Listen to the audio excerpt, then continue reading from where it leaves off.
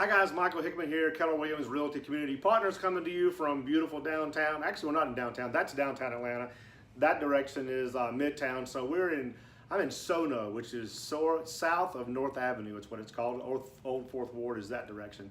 Anyway, I want to talk about ownership. I've been listening to the Jocko podcast, and talks about his book Extreme Ownership.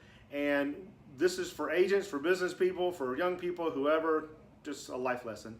What he talks about is extreme ownership is that you're taking responsibility for the way things are going or the way things are happening. And I want to talk about a quick story where a situation that affected me, and I ended up having to understand and come to peace with it. But I had a client that was looking for a large home. We actually found one the day before I was going on vacation. And the property was not in good shape. I stood on the front steps of this home and said, listen guys, this is not it. And I thought they agreed with me. And I'm gonna go on vacation. When I get back, we'll keep looking. When I got on vacation, they actually called me and said they wanted to buy the house. Actually, not they, one of the party wanted to buy it. The other one wasn't so sure. Because of the expenses that was gonna cost to get this property into shape, in the strong six figures to get it into shape. So I said, okay, well, I'm going to do my best to get you the property. So negotiated for about a week and got them under contract, actually. And then went through the process of inspections, which was a 94-page inspection report.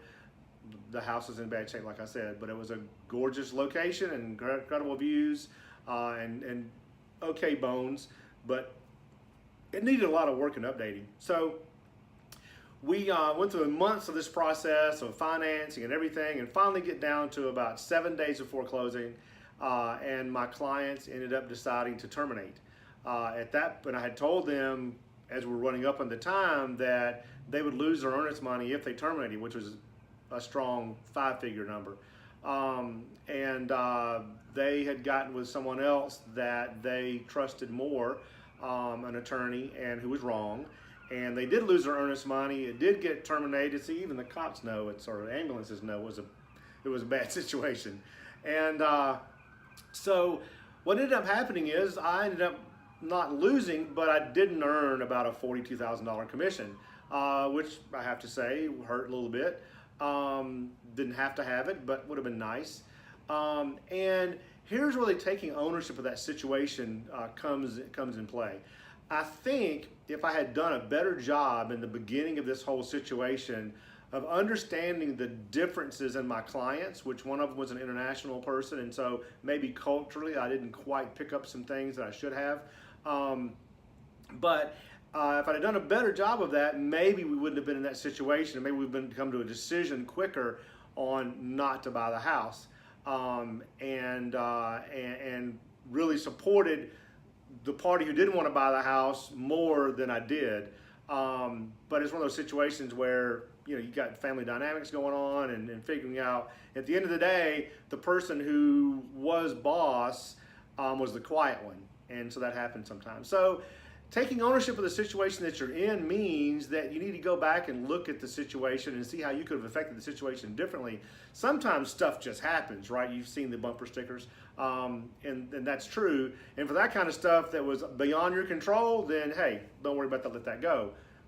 But for other things, go back and think about your situation and think about what you could have done differently. Don't overanalyze it, but look at how you worked with your client for you agents, because I see agents that talk about my client's just treating me badly and they're being mean to me or whatever, and it's not the client. That's your fault. It's your fault that you're being treated badly because you're allowing it to happen, and so you need to fire that client.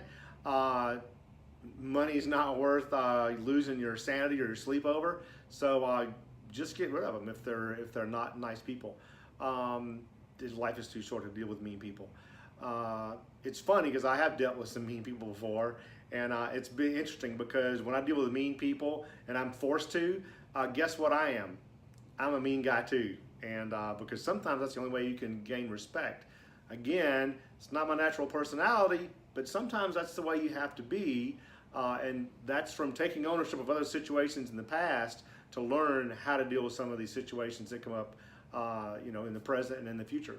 Anyway, hope that helps out for you agents that are paying attention. For our clients or anybody else, you want some help and need me real estate, call me 404-444-3446, or you can email me at hickman@kw.com, and I'll be glad to help. Thanks.